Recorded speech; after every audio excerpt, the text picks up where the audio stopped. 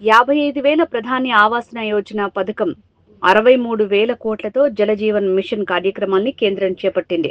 రైతన్నకు ఊతమిచ్చేలా కేంద్రం కృషి చేస్తా ఉంది. కొత్త ఆవిష్కరణల కోసం నిధులు కేటాయిస్తా ఉంది. గతం కన్నా ఇప్పుడు నిధుల కేటాయింపు 12% పెరిగింది. క్యాపిటల్ ఎక్స్‌పెన్స్ పెంచుకుంటూ పోవటం వల్ల కొత్త పథకాలు వచ్చే అవకాశం ఉంది అని మంత్రి సత్యకుమార్ అన్నారు. ఇష్టారాజ్యంగా వివరించారు. ఇప్పుడు 15వ ఆర్థిక సంఘం నిధుల్ని మాది వదిలేయండి, గ్రామాల్లో 15వ ఆర్థిక సంఘం నిధుల్ని మొత్తం దారి మళ్ళించారు. అందరూ తెలిసిన విషయమే. అదేవిధంగా గ్రామీణ ఉపాధి పథకం కింద ఇచ్చిన నిధులు దారి మళ్ళించారు. మా దగ్గర కూడా 15వ ఆర్థిక సంఘం సగటున ఏటా 550 కోట్లు ఇస్తే వాటిని కూడా ఎక్కడ పెట్టారో కూడా తెలియని పరిస్థితి ఉంది. అన్ని మంత్రిత్వ శాఖల్లో కూడా ఇదే పరిస్థితి ఉంది. దీని మీద చాలా క్షుణ్ణంగా పరిశీలిస్తున్నాం.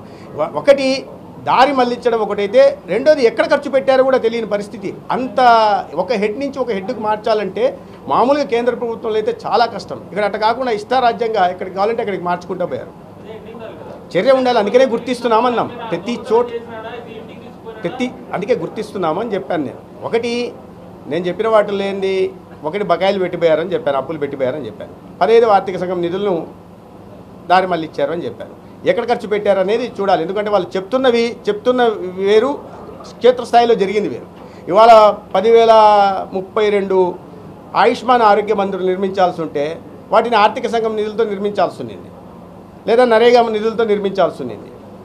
వాటిలో 1500 కూడా పూర్తి చేయలేకపోయారు. ఇవాళ వాటిని అన్నిటిని నిర్మించాల్సిన అంటే 5 సంవత్సరాలు నిర్మించలేకపోయారు. ఇప్పుడు వాటిని గుర్తిస్తున్నాం, ఎక్కడ ఖర్చు పెట్టారు, ఎక్కడ పెట్టలేదు అనే విషయాన్ని. ఆర్భాటంగా జీరో వేకెన్సీ పాలసీ, మీరు ఎప్పుడు జీరో వేకెన్సీ పాలసీ గురించి మాట్లాడుతుంటారు. ఇవాళ నేను సమీక్ష చేస్తే 26,000 ఉద్యోగాలు ఖాళీలు ఉన్నాయి, కింద స్థాయి నుంచి ఎంఎన్ఓలు ఎఫ్ఎన్ఓల దగ్గర నుంచి. మరి వాటికి ఆర్భాటం ప్రకటనలకు అర్థం ఏముంది? రాజ్యాంగంలో ఉన్న చిన్న లోటుపాట్లని వాడుకొని చేస్తున్నవి. వాటిని శిక్షించే రకంగా అది ఎక్కడో వాడామంటారు, దీన్ని వాడి దానికి వాడామంటారు. ఏ రకంగా ఆర్గ్యుమెంట్ ఉంటుంది? అవును, మేము హాస్పిటల్ కట్టడానికి తీసుకున్నాం, సిఎస్సీల కోసం తీసుకున్నాం, కానీ దాన్ని మేము అమ్మఒడి ఇచ్చాం లేదా ఇంకో దానికి ఇచ్చామని సమర్థించుకుంటారు. అది కదా వచ్చిన సమస్య. అది రాజకీయంగా మీడియా దాన్ని ఎత్తి చూపాల్సిన అవసరం ఉంది. మీరు ఒక దీనికోసం మూలధన వ్యయం అనేది మేము అందుకనే క్యాపిటల్ ఎక్స్పెండిచర్ మీద ప్రత్యేక దృష్టి పెట్టాలనేది అదే. ఆరోగ్య మొత్తం 5 సంవత్సరాల్లో క్యాపిటల్ ఎక్స్పెండిచర్ మీద మీరు ఆశ్చర్యపోతారు, 2,900 కోట్లు మాత్రమే ఖర్చు పెట్టారు క్యాపిటల్ ఎక్స్పెండిచర్ మీద 5 సంవత్సరాల్లో ఆరోగ్య శాఖలో.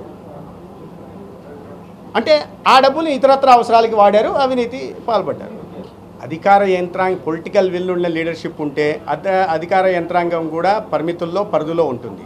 అటువంటి పరిస్థితి గతంలో లేదు. వీటి మీద ఎక్కడ కూడా దృష్టి సారించడం కానీ అంటే సంపదను సృష్టించే ప్రయత్నం గత ప్రభుత్వం చేయలేదు. ఇప్పుడు ఆ పరిస్థితి ఉంది. అధికారులు వాళ్ళే ఉంటారు. వాళ్ళందరినీ అధికారులు ప్రభుత్వాలు వస్తూనే పథకాల పేర్లు మార్చేసినట్టుగా అందరినీ మార్చేయడానికి అవకాశం లేదు. అధికారులు అందరినీ గన్ పాయింట్లో ఏ అధికారులు అడిగినా చెప్తారు కదా, గన్ పాయింట్లో మేము ఏ సంతకం చేయమంటే ఆ సంతకం చేశారు. అసలు తెలియకుండా మంత్రులే చెప్పారు కదా, మీకు బాలినేని శ్రీనివాసరావు గారు చెప్పారు, ఎలక్ట్రికల్ డిపార్ట్మెంట్లో ఏమేమి జరిగాయి నాకు తెలియకుండానే అన్నీ జరిగిపోతూ ఉండేవని. ఎక్కడి నుంచి జరిగేవి? అన్నీ తాడేపల్లి ప్యాలెస్ నుంచి జరిగేది. అదే కదా మేము ప్రజల్లో అవగాహన కల్పించే ప్రయత్నం చేస్తున్నది. అదే ఒక పొలిటికల్ లీడర్షిప్పే కరప్ట్ అయిపోయినప్పుడు మొత్తం వ్యవస్థ కరప్ట్ అవుతుంది. వ్యవస్థ కరప్ట్ అయినప్పుడు అన్ని వ్యవస్థలు కూడా నిర్వీర్యం చేసే పని కూడా గతంలో మనం చూసాం. అది గ్రామీణ వ్యవస్థ, పంచాయతీరాజ్ శాఖను కావచ్చు, లేదా న్యాయ వ్యవస్థను కానీ, పోలీసు వ్యవస్థను కానీ అన్నింటినీ నిర్వీర్యం చేసే పని చేశారు. వాటిని సరిచేసే ప్రయత్నమే ఇవాళ ఎన్డీఏ ప్రభుత్వం చంద్రబాబు నాయుడు గారి నాయకత్వంలో, పవన్ కళ్యాణ్ గారి నాయకత్వంలో చేస్తాం. హైబ్రిడ్ మోడ్ అంటున్నాం. అందుకనే హైబ్రిడ్ మోడ్లో ఉంటుంది. ఎన్టీఆర్ వైద్య సేవ, తర్వాత ప్రధానమంత్రి జన ఆరోగ్య యోజన ఆయుష్మాన్ భారత్, తర్వాత ట్రస్ట్ ఎన్టీఆర్ వైద్య సేవ ట్రస్ట్, మూడింటిని కలిపి హైబ్రిడ్ మోడ్లోకి తీసుకొస్తున్నాం. ఇంత మొత్తం వరకు ఇన్సూరెన్స్ మోడల్ ఉంటుంది. దాని తర్వాత PMJAY కింద అందే మొత్తం 60 లక్షల కుటుంబాలు ఏవైతే అది ఉంటుంది, లేని కుటుంబాలకి ఎక్స్క్లూడ్ అయిన 1,43,00,000 కుటుంబాలు ఉన్నాయి కాబట్టి మిగతా కుటుంబాలకి ఏ మొత్తం అయితే ఇన్సూరెన్స్ అనుకున్నామో దాటిన తర్వాత ఎన్టీఆర్ వైద్య సేవ నుంచి 25 లక్షల దాకా అన్ని ప్రొసీజర్స్కి సహాయం అందిస్తాం.